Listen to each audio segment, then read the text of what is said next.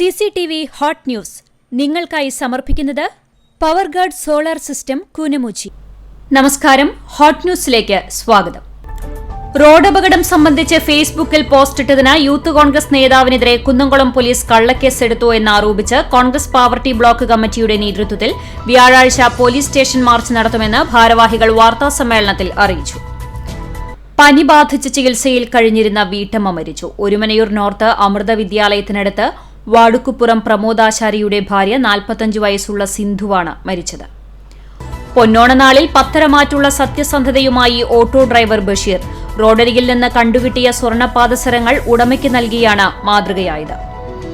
തമിഴ്നാട് സ്വദേശിയെ കുത്തിക്കൊലപ്പെടുത്തിയ കേസിലെ ഒന്നാം പ്രതിയായ എരനല്ലൂർ സ്വദേശിയെ വെറുതെ വിട്ടു.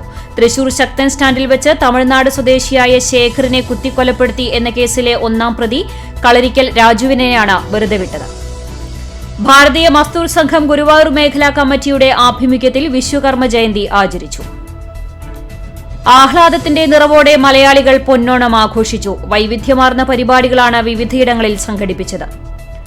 പ്രവാചക കീർത്തനങ്ങളുടെ ഇശൽ പൊലിമയിൽ നബിദിനാഘോഷങ്ങൾ വർണ്ണാഭമായി. വിവിധ മഹല്ല് കമ്മിറ്റികളുടെ നേതൃത്വത്തിൽ നബിദിന റാലിയും അനുബന്ധ പരിപാടികളും നടന്നു. ജില്ലാ പഞ്ചായത്ത് ഡിവിഷൻ മെമ്പറുടെ ഇടപെടൽ ബലം കണ്ടു. കരാറുകാരൻ പിന്തിരിഞ്ഞ് മുടങ്ങിക്കിടന്ന മാറഞ്ചേരി പഞ്ചായത്തിലെ കൃഷ്ണപണിക്കർ റോഡ് നിർമ്മാണം ആരംഭിച്ചു. കുന്നംകുളത്തുകാരുടെ നേതൃത്വത്തിൽ രൂപം കൊണ്ട കൂട്ടായ്മയായ NRI ഫോറം UAE നേതൃത്വത്തിലുള്ള ഓണാഘോഷം സെപ്റ്റംബർ 22-ന് അജ്മാൻ അൽ മൗമിനീൻ വിമൻസ് ക്ലബ്ബിൽ നടക്കും.